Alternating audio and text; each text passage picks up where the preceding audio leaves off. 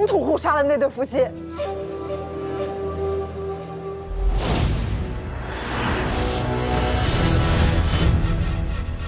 你看这些吊牌上的字儿，这写的什么玩意儿啊？还不如我呢。连你都不如，他能教得了那对夫妻玩相戏？那这心脏、这刀都在这儿摆着呢，这可是物证。物证也有可能是别人放到这儿的。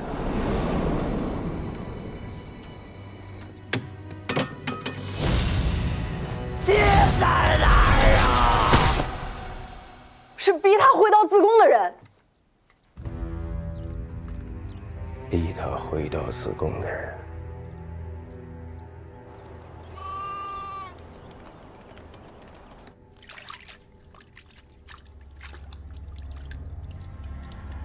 瞧这个屠户的模样，这纸人不像是他做的。不用查了，红叔，这纸人跟龙屠户一点关系都没有。纸人全身上下一丁点的油珠都查不到。他龙屠户一个常年杀猪卖肉的，根本也不可能跟纸人有关。3起案子背后的凶手，分明就是想让我看到他的存在。所以我认为，这3起看起来毫无关联的案子，皆是一人所为。你怀疑是黑燕所为？不知道，我只知道，我很失望，对我自己失望，也对这南方全城的百姓失望。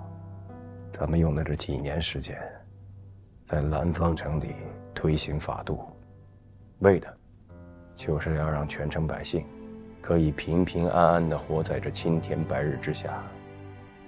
就因为这么一个区区的纸人，就搅得天翻地覆。满城百姓为了自保，知情不举，见案不报。街上的白食铺子已经2日都不曾开张了，他们担心受牵连，知情不举，见事不报，连杂货铺子里边卖风筝都不敢。咱们在干什么呢？辛辛苦苦推行的法度，跟从前的高压统治又有什么区别？查，我说，把这个龙屠户身前身后事都查个清楚。好。哎，老板啊，听说那2口子心都被挖了。是啊，你看街上都没什么人了。哎，你吃完了吗？吃完我给您收了吧。啊，好，走了啊。哎，好嘞。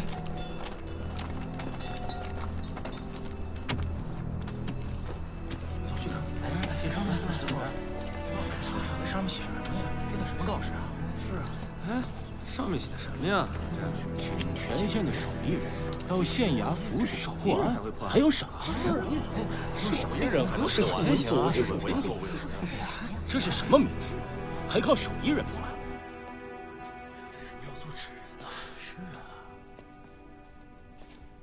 这做工，孙师傅，这手艺算得上是巧夺天工啊！兰芳县谁会有这样的手艺啊？老人家，介意不说话？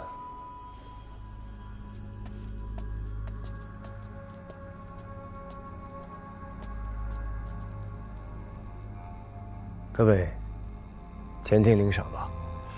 谢狄明府。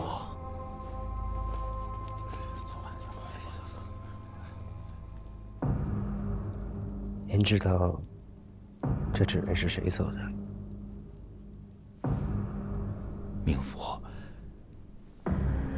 这东西谁做的，我是确实不知道，只觉得这纸人相貌眼熟。不过这纸人也不是画像，不会照着谁来做，应该只是巧合吧？像谁？像萧记染坊掌柜的女儿纯玉。您可知道，她现在人在何处？嗨，已经失踪很多年了。冥府那时还未来兰芳县呢。谢了，前天领赏去吧。多谢冥府。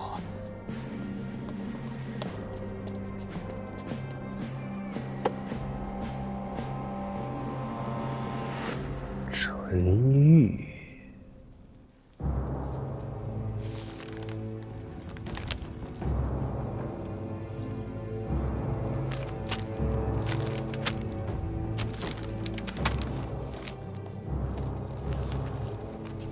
洪执事都在这儿了。嗯。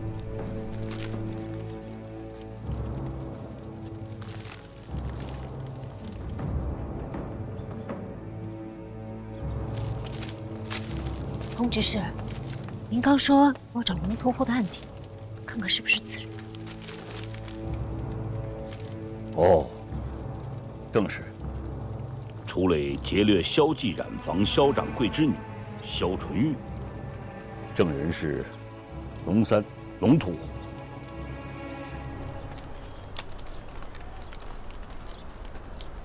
刘府在吗？没在。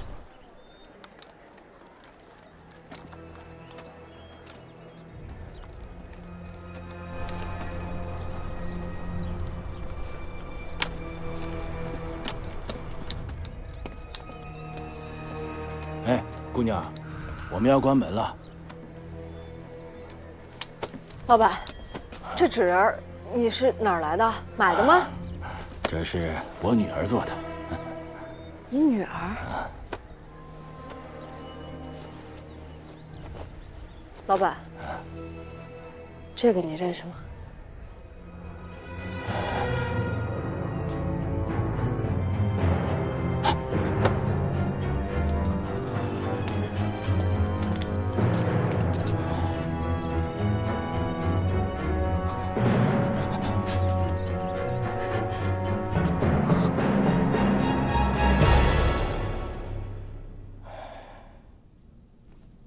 这就是我女儿的房间。这么多年，虽然没有人住，但是还是跟以前一模一样。这副耳环价值不菲。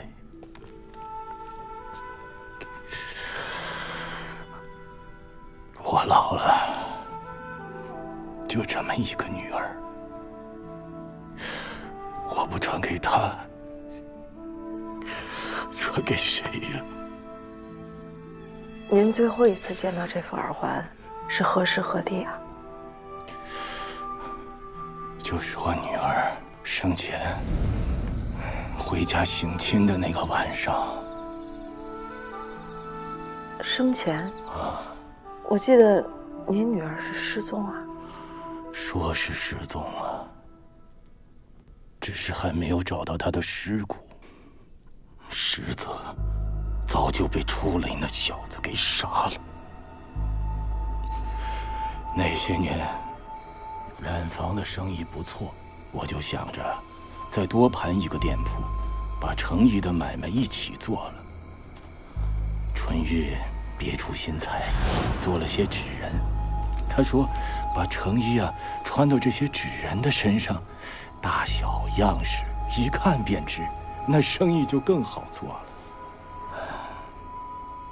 他从小心灵手巧，那些纸人全城都没有人能扎得出来呀。唉，可我的生意还没弄出个样子，春雨就没了。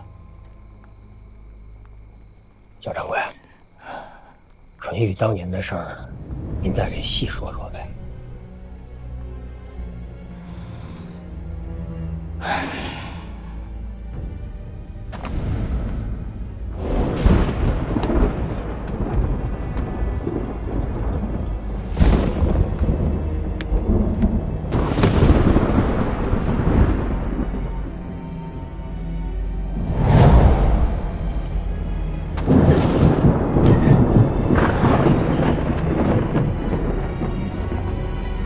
一切都是龙屠户的证言。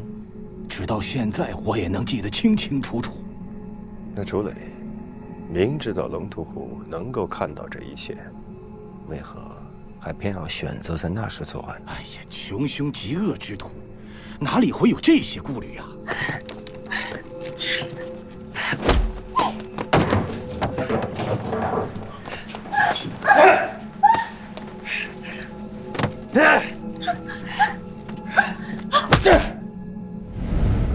你说的这些都是你亲眼看见的？不是。那你怎么会知道这么清楚？哦，女儿被劫掠以后，屋内凌乱，是当时的县令以此做出的推断。那案发的时候你在什么地方？我在隔壁的房子。那你女儿房间里闹出那么大动静，你什么都不知道？哎呀，那是我当时睡得太熟了。从案宗上看来，是龙屠户出面作证，才抓获的楚磊，是吧？是啊。楚磊深夜作案，龙屠户却能够一眼认出楚磊，说明这龙屠户和楚磊从前该是认识的。唉，楚磊惦记我女儿已久，从军之前他就时常来骚扰。那龙屠户就住在我们家对面，他自然是见过的呀。楚磊从过军？是啊。楚磊从军以前以何谋生啊？他就是个不成器的穷书生。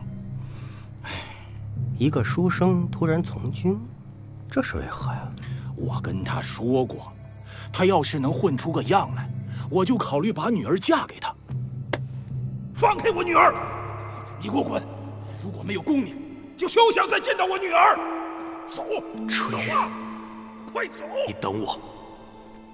所以他就弃笔从戎，并扬言取得功名之后回来迎娶。结果人家前脚一走，你就把女儿嫁给别人了。那我总不能把女儿嫁给他，受穷一辈子吧？可据我所知，楚磊被抓不久，便死在了牢里。他到死都没有承认是他杀害了陈玉。我没有杀春玉，我是冤枉的。哪有一个杀人凶手随便就认账了呢？也对，是这么个理儿。纯玉的尸首至今不知所踪，楚磊也是死了数年，一命抵一命，就让他过去吧。那陈老六和陈氏你认识吗？谁？那对新婚的农户，陈老六和陈氏。我是一个开染房的，我不认识什么农户。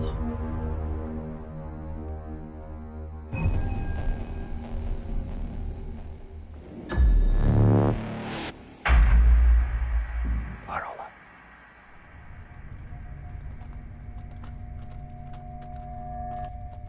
田府啊，我觉得纯玉这个案子还有很多疑点。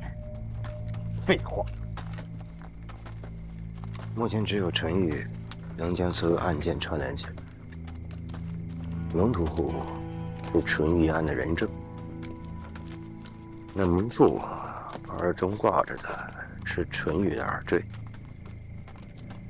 纸人想必也是纯玉所扎，只是那头骨。你怀疑也是纯玉的头骨？若真是如此，凶犯是为救案复仇而来，就一切都说得通。楚磊死后埋在哪儿的？城西乱葬岗。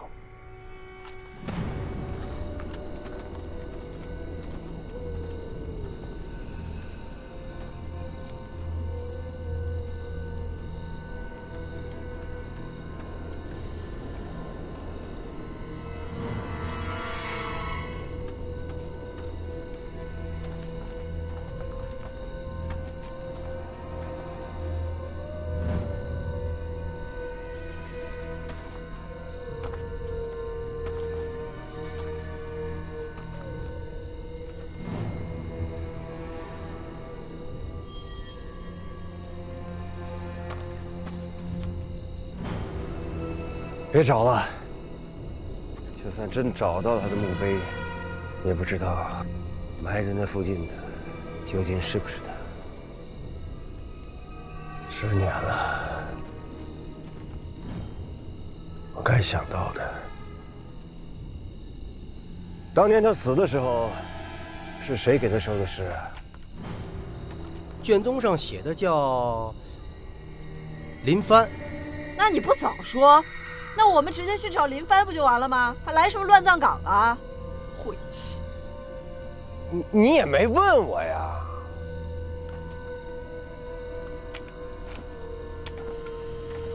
走了，别玩死人骨头了。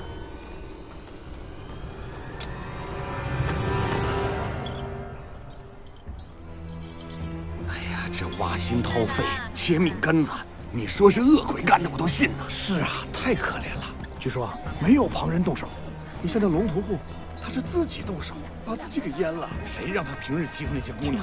该互杀而亡，把心都给掏了，太惨了。多想想自己有啥罪，祈福吧，咱呀，多做点好事儿。哎呦，哎，曹娘子，狄民府近日来是不是压力过大呀？为何这么问？哦，最近的案子我也听说了，搞得人心惶惶的。曹娘子爱琴，自然懂得爱惜。不过看这破损程度，一定是跌落所致。我猜想，应该是狄民府不小心碰到的吧。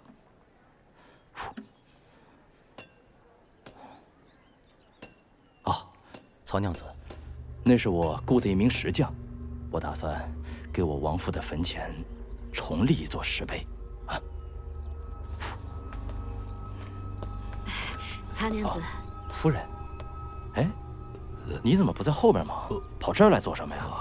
他的活都干完了，这不听说曹娘子来了，特来拜见。您太客气了。说呀。有话但说无妨。啊，还是我替他说吧。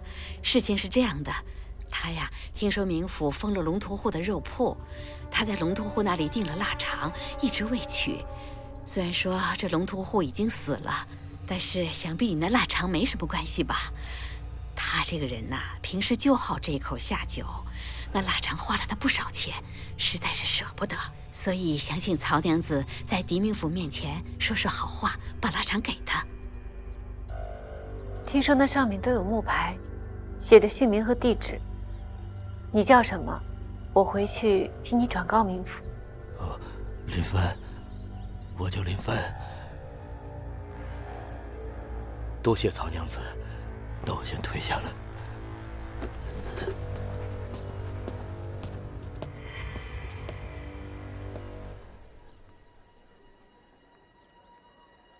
阿姨，阿姨，快来帮我救救他！阿姨，阿姨，快来帮我救救他！阿姨，信你已经看了，再考虑一下。不要跟我说这种话，你给我出去，滚！我还会再回来的。红叔，那个人是谁啊？他是一个家主不喜欢的人。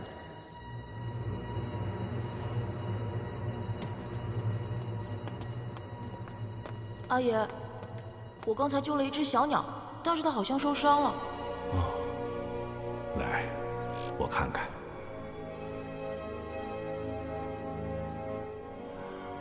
哦，它翅膀受伤了。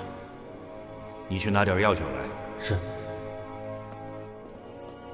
若我们把它医治好了，它便一定能回家。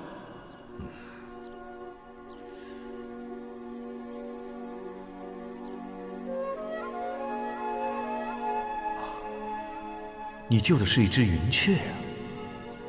云雀这种鸟最是恋家了，无论它被人带到什么地方，它都会想尽一切办法回到自己的家，才能够安心。怀英，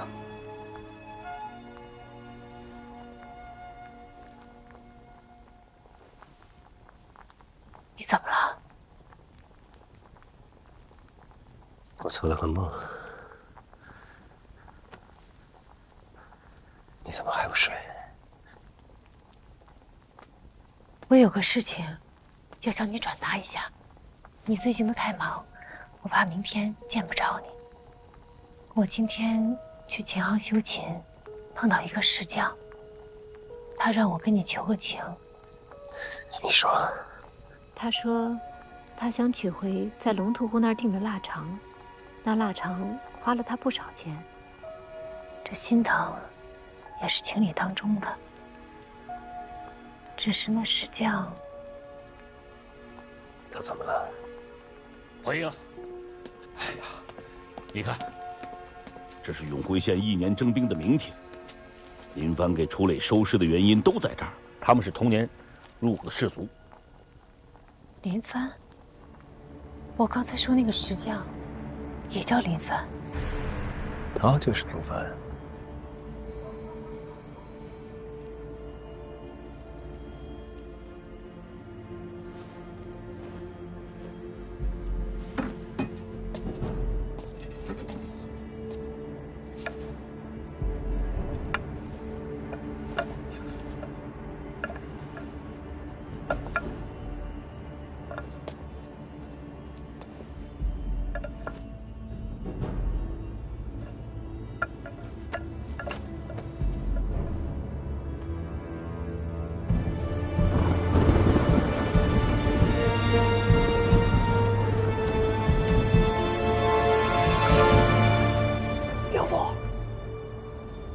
你觉得林帆是真的凶手？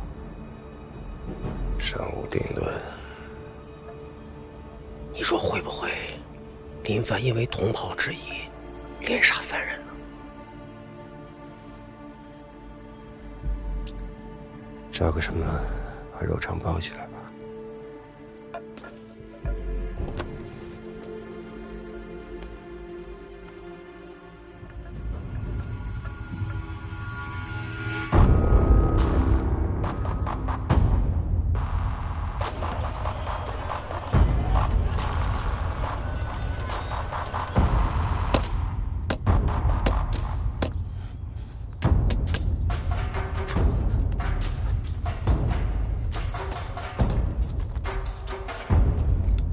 林帆，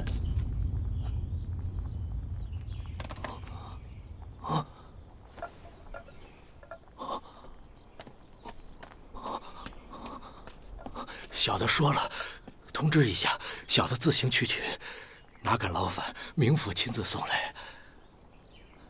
你认识我？明府升堂问案的时候，小的凑过热闹，记得您的模样。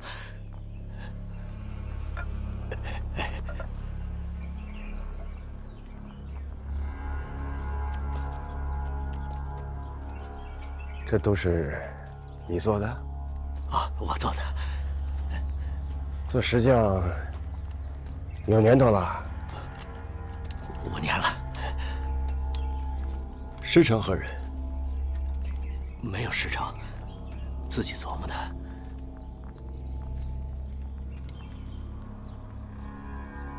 天赋异禀啊！没有没有，忙你的。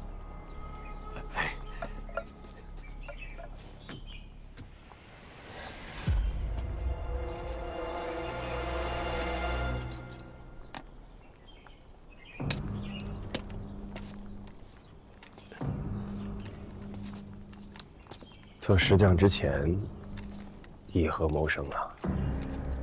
赌局酒肆，打铁务农，啥都干过。再从前呢？再从前是指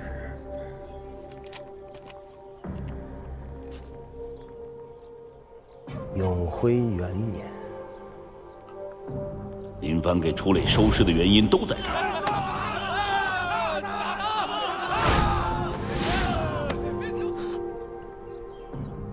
林帆，戍边的老兵了，什么没见过？别演了。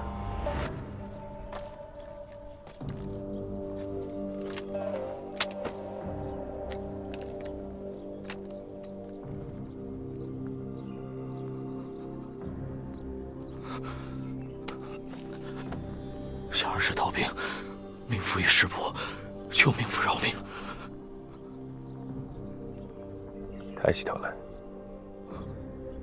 你是不是逃兵我不管，我来也不是为了抓你，是查案子的。坐，坐。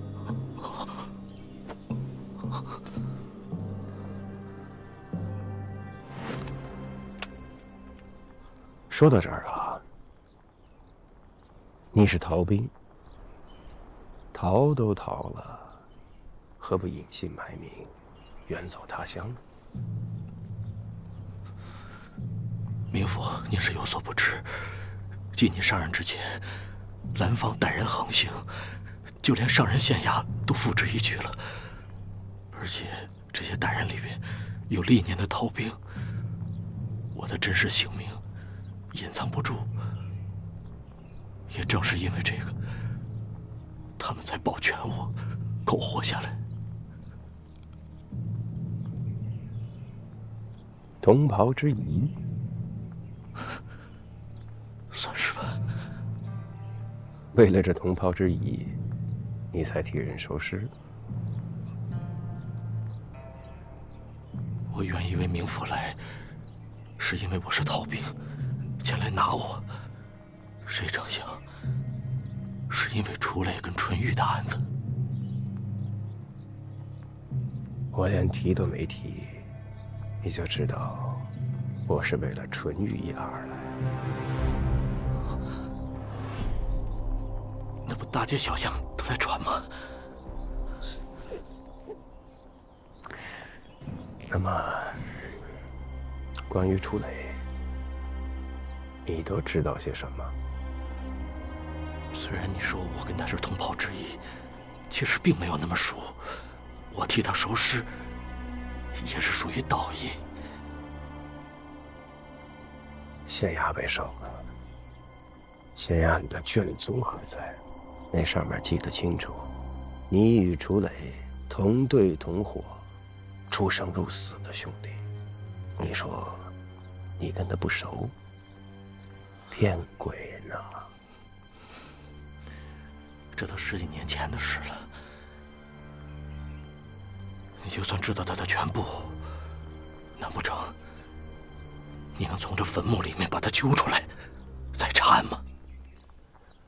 如何查案是我的事情，你只需回答我问你的便是。当年黑宴祸乱，县衙都被烧了，一个小小的在押犯死了，谁会在乎？可他究竟是何时死的，怎么死的，甚至死的究竟是不是他楚磊，又有谁知道？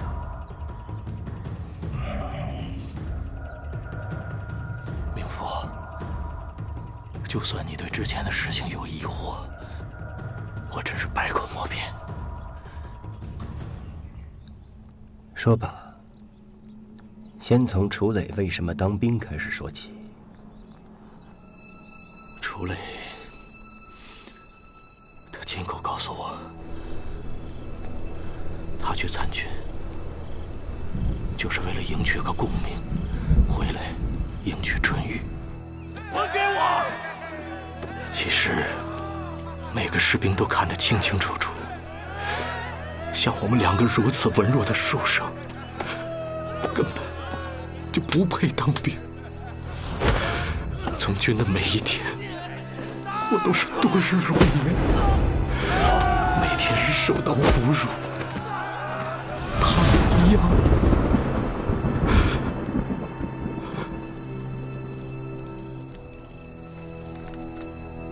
杀了我，我自己想不去什么。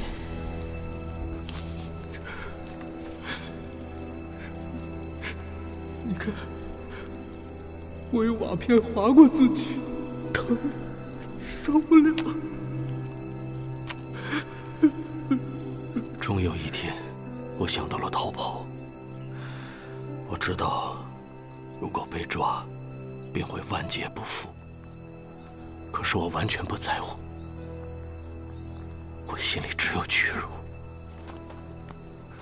边境的规矩，逃跑被抓，要吊在烈日下暴晒7日，如果还能活下来，便既往不咎。可是没人能挺过5日，是老天爷让我们活下来。第5日，便下起了雨。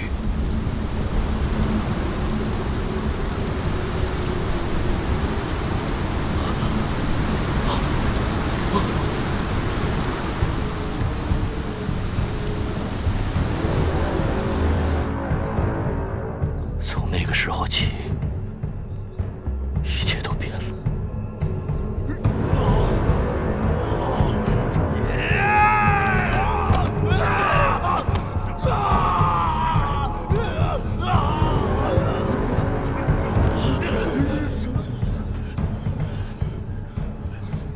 他再也没有怜悯过任何人，好像心没了，像个空壳。我倒是听说，这个楚磊是个没用的穷书生，歹人。有一次，我们被派遣到庄子里去平叛。楚磊第1次当伙长，统领作战，说是平叛，那简直就是一场屠杀。杀了他！求求你，求求你不要杀我！求求你！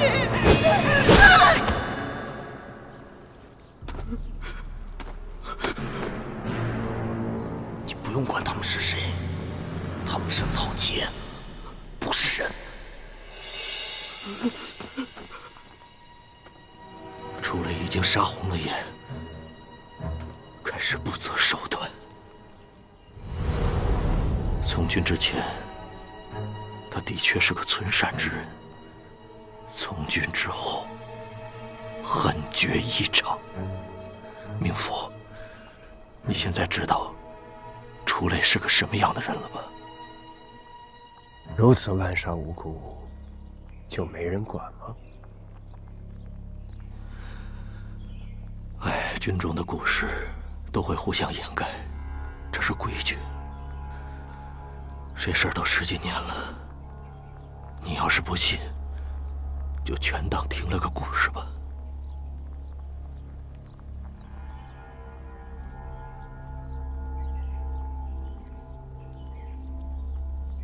黑夜，宁凡，你怎么看？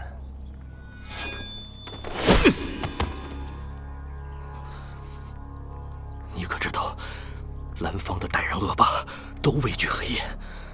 我从军队出来以后，为了苟且存活，的确，我曾想过加入黑夜。可是您来了，把黑岩给打败了，是您让小的没有误入歧途啊。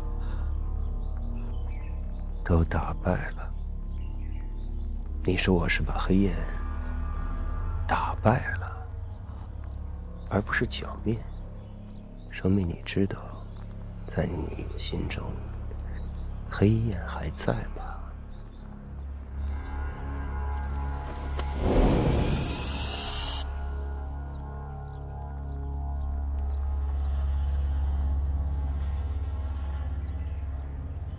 今日就到这里吧。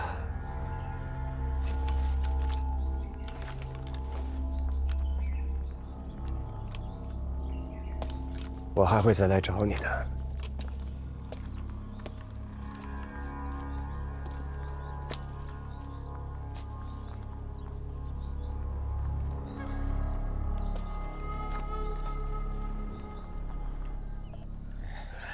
赵铁匠。哎，我家的，哎，谢谢。谁？你俩也来领王财务，哎，我的，谢谢。真是好吃极了。是，你就知道吃，死人做的东西你也敢吃啊？没听大家说的吗？早晚轮到你头上。你给我回去，回屋。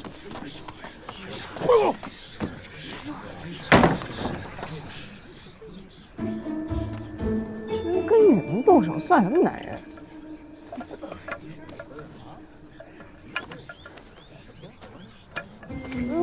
赵六。哎，不，哎，他们说这肉味道不错，咱待会儿给留。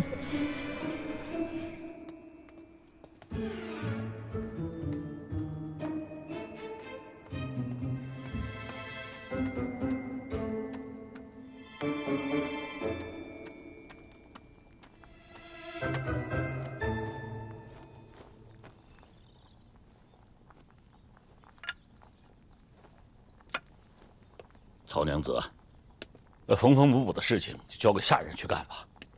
反正我闲来也无事，就不麻烦他人了。好，秦师在外面等你啊。哦，我去看看。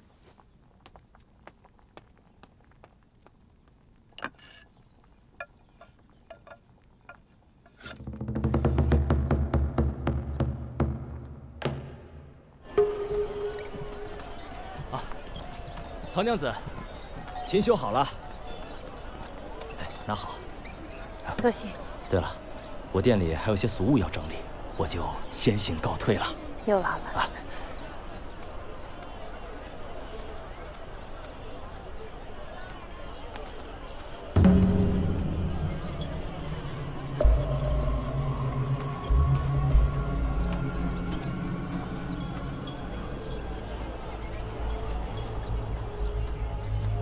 帮我把琴送过去。哦，曹娘子，天都快黑了，你去哪儿啊？附近走走，很快就会。